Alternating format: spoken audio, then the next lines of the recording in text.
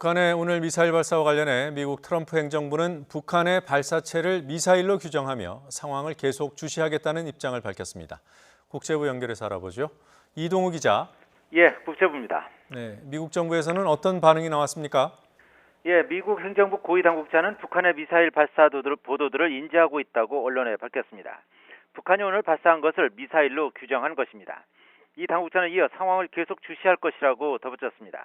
미 NBC 방송은 2명의 당국자가 발사체들은 단거리 미사일들이었다며 이 미사일이 미국이나 동맹들에게 위협이 되진 않는다고 밝혔다고 보도했습니다. 이들 당국자는 그러나 미사일의 종류와 재원 등을 파악하기 위해 여전히 분석 작업을 하고 있는 중이라고 덧붙였습니다. 미 CNN 방송은 미 행정부 당국자가 2발의 미사일이 북한에 의해 발사됐다고 확인했다고 보도했습니다.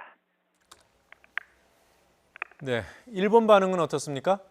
예, 아베 신조 일본 총리는 오늘 북한의 미사일 발사에 대해 언급하면서 한국을 뺀 채 미국과 긴밀히 연대하겠다고 말했습니다.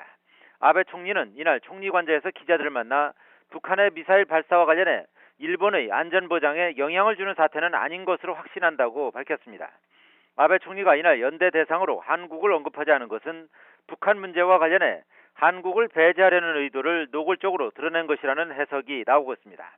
아베 총리는 지난 25일 북한의 미사일 발사 때에도 앞으로 미국과 긴밀히 협력해 나갈 것이라고 말했습니다. 당시 스가 요시히데 관방장관과 이와야 다케시 방위상 등 강요들은 미국, 한국과 연대하겠다고 말했지만 아베 총리의 발언에는 한국에 대한 언급이 없어서 고의로 한국을 제외한 것이라는 지적이 나왔습니다.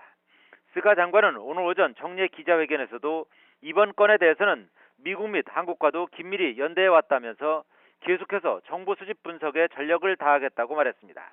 이와야 다케시 방위상은 북한의 발사체가 탄도미사일이면 유엔 안전보장이사회 결의에 위반한다면서 북한이 유엔 결의에 위반하는 미사일 발사를 계속하는 것은 대단히 유감이라고 강조했습니다. 중국 반응도 알아보겠습니다. 중국 관영 매체에서는 어떤 보도가 나오고 있습니까? 네, 중국 관영 매체들도 북한의 단거리 탄도미사일 발사 소식을 속보로 전하면서 관심을 나타냈습니다.